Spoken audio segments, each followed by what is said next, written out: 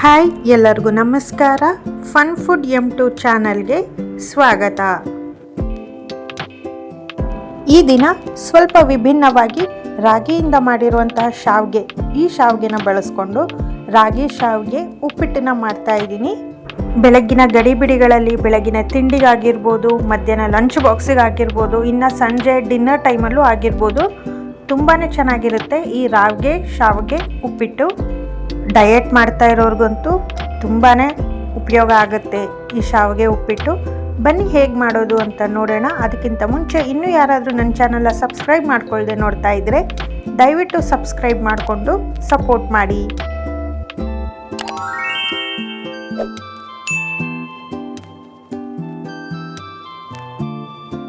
ಇಲ್ಲಿ ನಾನು ಒಂದು ಪ್ಯಾನ್ ಇಟ್ಕೊಂಡಿದ್ದೀನಿ. ಒಂದು ಪ್ಯಾನ್ಗೆ ಒಂದು ಅರ್ಧ ಸ್ಪೂನ್ ಆಗುವಷ್ಟು ತುಪ್ಪನ ಹಾಕ್ಕೊಳ್ತಾ ಇದ್ದೀನಿ. ಇಲ್ಲಿ ಒಂದು ಬಟ್ಲು ಆಗುವಷ್ಟು ನಾನು ರಾಗಿ ಶಾವಿಗೆನ ಉಪಯೋಗಿಸ್ತಾ ಇದ್ದೀನಿ. ಇದು ಪ್ಯಾಕೆಟ್ ಶಾವಿಗೆ, ಯಾವ ಶಾವಿಗೆ ಬೇಕಾದರೂ ತೊಗೋಬೋದು.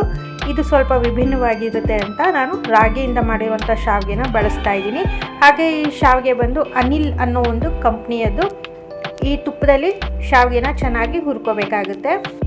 ಹುರಿದಿರುವಂಥ ಶಾವಿಗೆನ ಸೈಡ್ಗಿಟ್ಟು ಒಂದು ಬಾಣಲೆ ಇಟ್ಕೊಂಡಿದ್ದೀನಿ. ಆ ಬಾಣಲೆಗೆ ಒಂದು 2 ಸ್ಪೂನ್ ಆಗುವಷ್ಟು ಎಣ್ಣೆನ ಹಾಕಿ, 2 ಸ್ಪೂನ್ ಆಗುವಷ್ಟು ಸಾಸಿವೆ, 2 ಸ್ಪೂನ್ ಆಗುವಷ್ಟು ಜೀರಿಗೆನ ಹಾಕ್ಕೊಂಡು ಫ್ರೈ ಮಾಡ್ಕೊಳ್ತಾ ಇದ್ದೀನಿ. ಇದೆರಡು ಸ್ವಲ್ಪ ಚಟಪಟ ಅಂದಮೇಲೆ ಕಡಲೆಬೇಳೆ, ಉದ್ದಿನಬೇಳೆ ಎರಡು 1 ಸ್ಪೂನ್ ಆಗುವಷ್ಟು ಹಾಕ್ಕೊಳ್ತಾ ಇದ್ದೀನಿ. ಇದನ್ನು ಅಷ್ಟೇ ಸ್ವಲ್ಪ ಫ್ರೈ ಮಾಡ್ಕೊಳ್ತಾ ಇದ್ದೀನಿ.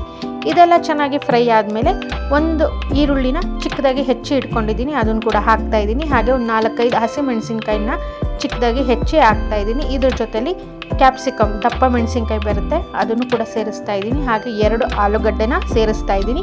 ಒಂದು ಕ್ಯಾರೆಟನ್ನು ಚಿಕ್ಕದಾಗಿ ಹೆಚ್ಚಿ ಇಟ್ಕೊಂಡಿದ್ದೀನಿ, ಅದನ್ನು ಕೂಡ ಸೇರಿಸ್ತಾ ಇದ್ದೀನಿ. ಇಲ್ಲಿ ಎಲ್ಲ ತರಕಾರಿಗಳನ್ನ ಚೆನ್ನಾಗಿ ಫ್ರೈ ಮಾಡ್ಕೋಬೇಕಾಗತ್ತೆ. ಇಲ್ಲಿ ಹಸಿ ಬಟಾಣಿ, ಬೀನ್ಸು, ಬೇರೆ ಯಾವುದೇ ರೀತಿಯ ತರಕಾರಿಗಳನ್ನ ನೀವು ಬಳಸ್ಕೋಬೋದು. ತರಕಾರಿ ಎಲ್ಲ ಫ್ರೈ ಆದಮೇಲೆ ಶಾವಿಗೆನ ಯಾವ ಬಟ್ಲಿನಲ್ಲಿ ತೊಗೊಂಡಿರ್ತೀನೋ ಅದೇ ಬಟ್ಲಿನಲ್ಲಿ 2 ಕಪ್ ಆಗುವಷ್ಟು ನೀರನ್ನು ಹಾಕ್ಕೊಂಡು ಇದಕ್ಕೆ ಒಂದು ಅರ್ಧ ಸ್ಪೂನ್ ಆಗುವಷ್ಟು ಅರಿಶಿಣ, 1 ಸ್ಪೂನ್ ಆಗುವಷ್ಟು ಗರಂ ಮಸಾಲೆ, ರುಚಿಗೆ ಎಷ್ಟು ಬೇಕೋ ಅಷ್ಟು ಉಪ್ಪನ್ನು ಸೇರಿಸ್ತಾ ಇದ್ದೀನಿ. ನೀರು ಎಲ್ಲ ಚೆನ್ನಾಗಿ ಕುದಿ ಬರಬೇಕು. ಕುದಿ ಬಂದ ಮೇಲೇ ಶಾವಿಗೆ ಸೇರಿಸ್ಕೋಬೇಕಾಗುತ್ತೆ. ಈ ರೀತಿ ನೀರು ಕುದೀತಿರ್ಬೇಕಾದ್ರೆ ಹುರಿದಿಟ್ಟಿರುವಂತಹ ಶಾವಿಗೆನ ಸೇರಿಸ್ಕೊಂಡು ಒಂದು 2 ನಿಮಿಷ ಎಲ್ಲ ಮಿಕ್ಸ್ ಮಾಡಿಕೊಂಡು ಒಂದು ಪ್ಲೇಟನ್ನು ಮುಚ್ಚಿ ಇಡಬೇಕಾಗುತ್ತೆ. ಶಾವಿಗೆ ಎಲ್ಲ ನೀಟಾಗಿ ಬೇಯಬೇಕು, ಅಲ್ಲಿ ತನಕ ಪ್ಲೇಟನ್ನು ಮುಚ್ಚಿ ಇಡಬೇಕು. ಶಾವಿಗೆ ಎಲ್ಲ ನೀಟಾಗಿ ನೀರಲ್ಲೆಲ್ಲ ಬೆಂದ್ಕೊಂಡು ಸ್ವಲ್ಪ ಹರಡ್ಕೊಂಡಿರುತ್ತೆ, ಚೆನ್ನಾಗಿ ಬೆಂದಿರುತ್ತೆ. ಒಂದು 2 ನಿಮಿಷ ಬೇಯಿಸ್ಕೋಬೇಕಾಗುತ್ತೆ. ಆಗಿದ್ಮೇಲೆ ಇದಕ್ಕೆ ಸ್ವಲ್ಪ ತುಪ್ಪದ ಒಗ್ಗರಣೆ ಕೊಡ್ತಾ ಇದ್ದೀನಿ. ಇದಕ್ಕೆ ಗೋಡಂಬಿ ಮತ್ತು ಕಡಲೆ ಬೀಜನ ಹಾಕ್ಕೋಬೋದು. ನಾನಿಲ್ಲಿ ಬರೀ ಗೋಡಂಬಿ ಮಾತ್ರ ತುಪ್ಪದಲ್ಲಿ ಸ್ವಲ್ಪ ಫ್ರೈ ಮಾಡಿಕೊಂಡು ಅದಕ್ಕೆ ಉಪ್ಪಿಟ್ಟಿಗೆ ಸೇರಿಸ್ಕೊಳ್ತಾ ಇದ್ದೀನಿ. ತುಂಬಾ ಚೆನ್ನಾಗಿರುತ್ತೆ ಈ ರೀತಿ ಮಾಡೋದ್ರಿಂದ. ಹಾಗೆ ಮೇಲೆ ಸ್ವಲ್ಪ ಚಿಕ್ಕದಾಗಿ ಹೆಚ್ಚಿ ಇಟ್ಕೊಂಡಿರುವಂತಹ ಕೊತ್ತಂಬರಿ ಸೊಪ್ಪು, ಒಂದು ಅರ್ಧ ನಿಂಬೆಹಣ್ಣನ್ನು ಹಿಂಡ್ಕೊಳ್ತಾ ಇದ್ದೀನಿ. ಈ ನಿಂಬೆಹಣ್ಣು ಕೊನೆಯಲ್ಲಿ ಹಿಂಡಬೇಕಾಗುತ್ತೆ. ಎಲ್ಲನೂ ಒಂದ್ಸತಿ ನೀಟಾಗಿ ಮಿಕ್ಸ್ ಮಾಡಿಕೊಂಡು ಒಂದು ಪ್ಲೇಟನ್ನು ಮುಚ್ಚಿ ಇನ್ನೊಂದು 2 ನಿಮಿಷ ಬಿಡಬೇಕಾಗುತ್ತೆ. ಇಷ್ಟೇ, ತುಂಬ ಸುಲಭವಾಗಿ ಮಾಡ್ಕೋಬೋದು ಈ ಉಪ್ಪಿಟ್ಟನ್ನು. ಬಿಸಿ ಬಿಸಿಯಾದ ರುಚಿಯಾದ ಆರೋಗ್ಯಕ್ಕೂ ಒಳ್ಳೆಯದು ಈ ರಾಗಿ ಶಾವಿಗೆ ಉಪ್ಪಿಟ್ಟು.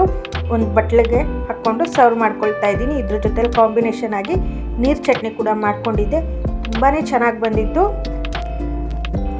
ಒಮ್ಮೆ ಈ ರೀತಿಯಾಗಿ ಮನೇಲಿ ಮಾಡಿ ನೋಡಿ, ತುಂಬ ಇಷ್ಟಪಡ್ತೀರಾ. ಈ ಒಂದು ಪುಟ್ಟ ವಿಡಿಯೋ ನಿಮಗೆಲ್ಲ ಇಷ್ಟವಾಗಿದ್ದರೆ ದಯವಿಟ್ಟು ಲೈಕ್ ಮಾಡಿ, ಕಮೆಂಟ್ ಮಾಡಿ, ಶೇರ್ ಮಾಡಿ, ಸಬ್ಸ್ಕ್ರೈಬ್ ಮಾಡಿ, ಹಾಗೆ ಹೈಪ್ ಕೂಡ ಮಾಡಿ. Thank you.